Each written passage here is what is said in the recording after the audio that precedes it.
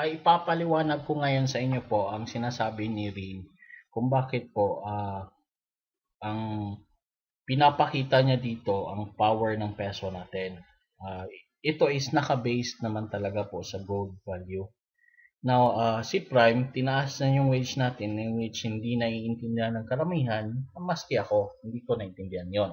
Kasi ang nakikita ko, pag tinaas nito ang wage, tataas ang produkto, tataas ang bilhin, which is tama naman. Diba? Which is tama naman.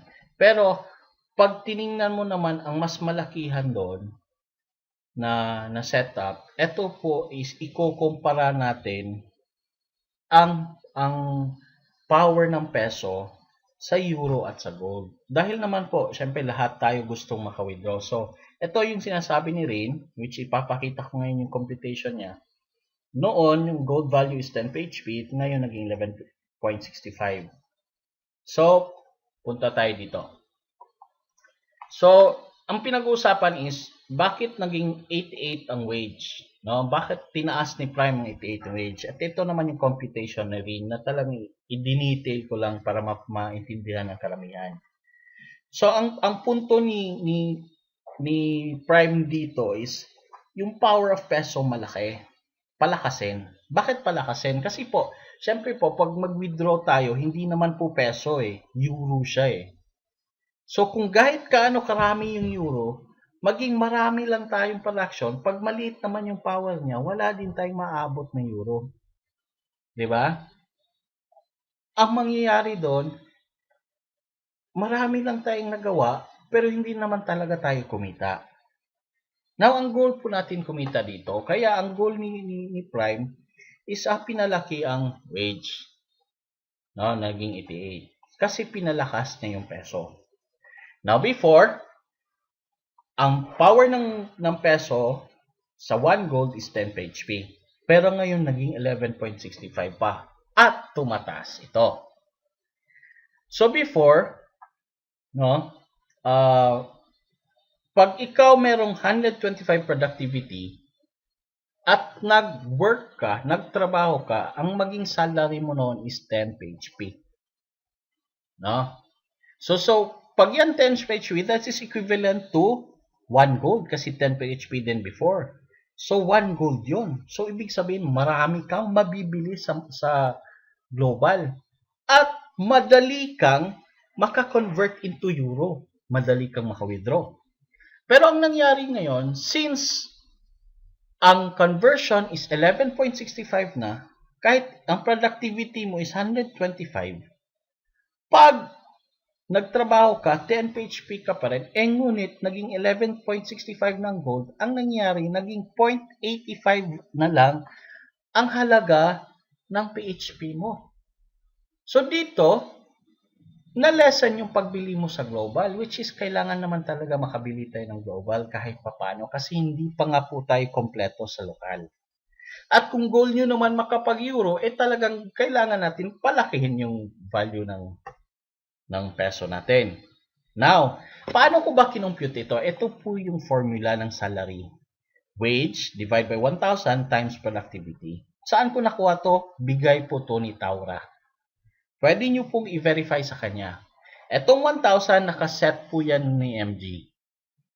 Diba? So, calculate natin. Ngayon, naging 88.8 na yung wage. I-divide mo into 1,000, that's 0.088. Diba? Now, i-times mo sa productivity kasi nga yan yung formula ng salary, magiging mangyayari, naging 11.1 na. Diba? Now, yung previous na salary, it's 80.8. I-divide natin into 1,000. Kung i-calculate niya yan, that's 0.0808. Diba? I-multiply natin sa productivity mo na 25.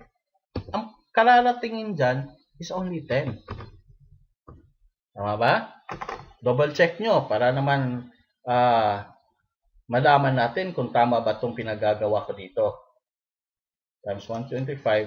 Yan. So makikita nyo po. Makikita nyo po ang difference.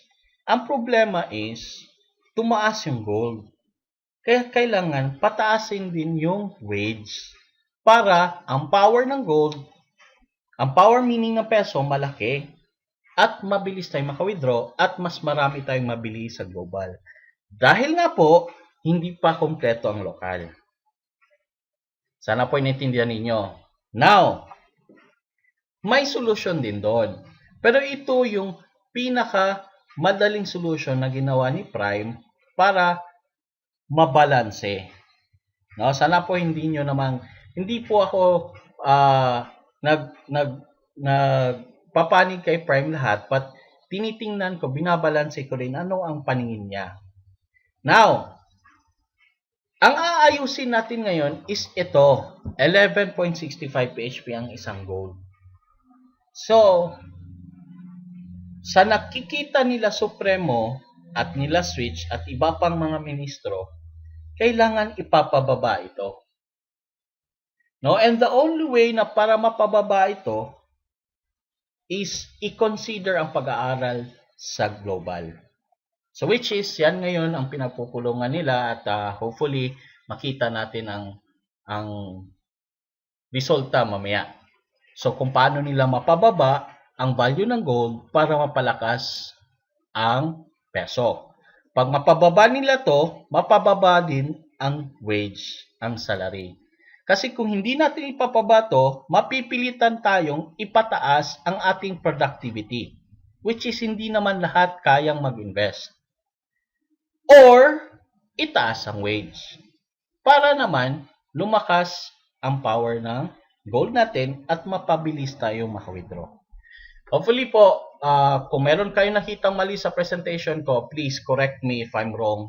Comment lang po kayo. Pinapakita ko lang yung computations kung bakit napunta ng 88 ang wage natin. No? Well, sa nangyayari sa MG, nakikita ko, maliban na lang sa iba, no, yung mga ministro na nagko-comment, may point po talaga sila. Kaya, well done mga ministers, well done Prime, well done at yung mga malalakas pa dyan. And hopefully po, yun namang naglalagay ng 88.8 ngayon, itigil nyo na. Maraming salamat po.